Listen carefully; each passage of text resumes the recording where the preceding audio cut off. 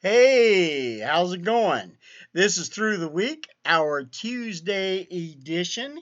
Yes, and I'm Pastor Terry Jensen. I'm the pastor of First Baptist Church here in Plano, Illinois, and I welcome you. I really do. Today we're going to continue on with the Sermon on the Mount. So far, we've been taking a look at what Jesus has had to say about the stuff you do. And it's really not about the stuff you do. It's about what's in your heart when you do it. So often that we tend to believe that the things that we do make us who we are, but that's not really true. It's like you ask somebody, "Oh, what do you do for a living?" As if that's what makes them who they are. But that's not what makes a person who he or she is. A person is made up by what's in their heart, the motives that they have. So let's take a look at what Jesus has to say about this particular topic. Matthew 6:19-21 say, "Do not store up for yourselves treasures on earth, where moths and vermin destroy and where thieves break in and steal, but store up for yourselves treasures in heaven, where moths and vermin do not destroy, and where thieves do not break in and steal. For where your treasure is, there your heart will be also." Where your treasure is, there will your heart be also. Jesus was saying, don't store up stuff where things can be corrupted and destroyed. Now, I think this passage has kind of a dual meaning in that he is really talking about money, but I think too he's talking about motive. He's talking about what's in your heart. Oftentimes we see in public service and public figures, um, when they come on the news, it's to tell a story that's kind of sad, where their integrity has been impugned by their actions, but their actions come from their heart, from what they believe. Oftentimes we label that as values, from what kind of values they have. The values that an individual has, or the things that cause them to think the way that they do, believe the way that they do, have the kind of morals and ethical values that they have. These are the things that make up a person, not what they do. Now, let's say what we were looking at before about prayer, when Jesus was saying, don't pray like the hypocrites do, who want to be seen and heard, but pray to your Father in secret, who listens in secret.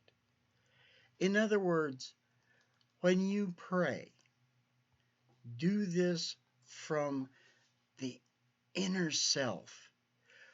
When you store up anything, whatever it may be, store up those kinds of things that build up that inner self. And, money can be had. I realize that money seems to be the driving force in this world, but money can be made. Money can be had. If you're willing to go out and pick up cans off the road, you can make money. As a matter of fact, you can make probably $100 a day. If you're willing to get out on the street and beg for money, you can do that. When I was in Dallas, Texas, going to seminary, I there was this gal. She was she looked like a piece of worn leather. Every day she was out begging. Uh, Unfortunately, her life was somewhat of a train wreck, but she had resigned herself to it. She would, from time to time, get pregnant so that she could make a little bit of extra money, so that she could feed her habit. But this person had resigned herself to doing what she did to make money so that she could have what she desired. And what she desired, well, of course, it took money, but what she desired drove her life. Jesus is letting us know that those things that drive your life, well, you need to choose them a little wiser, don't you? This lady would, she'd get pregnant and then she would abandon the kid. I knew her. I would stop and would talk with her, uh, and she was gruff, but she never really kind of lied to me. She was straight up with the questions that I'd ask and the conversations that we had. I'm sure she didn't tell me everything, but the point that I'm trying to make here is she made these choices and her life was driven by them. Your lives are driven by the choices you make, not driven by money. She knew money was no big deal. She could make money anyway, she could do it. And you can too, and you know that as well as anybody else. Yeah, you may have to do some things you don't want to do, but if you're willing to do those things, you'll make money. So money isn't the driving force in your life. If it's not the driving force, then what is? Love? Maybe it's love. Maybe because you love somebody, or even more importantly, you want somebody to love you. You're willing to do just about anything so that individual or that group will consider you as being something truly valuable. My friends, you are truly valuable, whether that group or that person deems you that or not. The reason you're truly valuable is because God believes you are truly valuable. He made you truly valuable. So, what do you see as being truly valuable? Well, that's something you got to figure out for yourself, right?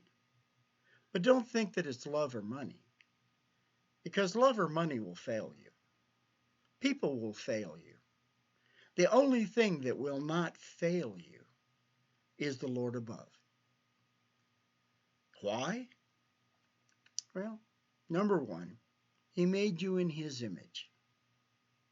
Two, He became a human being, descended to become a human being so that you may have the opportunity to regain that broken relationship. He wants a relationship with you. What's truly valuable is the love of God in your life and you becoming that conduit whereby that precious love can be shared throughout your community. And when I say your community, I mean your friends and your family, and maybe the neighbor or two, you know. But as you seek out what is valuable, remember the first and foremost thing that is valuable is your relationship with God. And the second thing is you. You are what is valuable. Don't ever forget that. No amount of money can make you or break you. Can't make you valuable or cease your valuability. Like that word? Just rolls off the tongue, doesn't it? No amount of love can establish you as a valuable person. What you need is you. You need God to give you who you truly are, who you were created to be. And that is a valuable person. You truly are a valuable person. So don't dump your interests into things that just won't last. Don't dump your don't put all your eggs in a basket that is going to fall apart. But put your trust in a place, in a person who is irrefutable, a person who will never turn on you. You may not like some of the answers he gives you, but that's because he's honest. That's because God is honest. Well, think about it. Think about where you put your most precious possessions and what is most precious to you. I'm out of here. We'll see you tomorrow. Bye.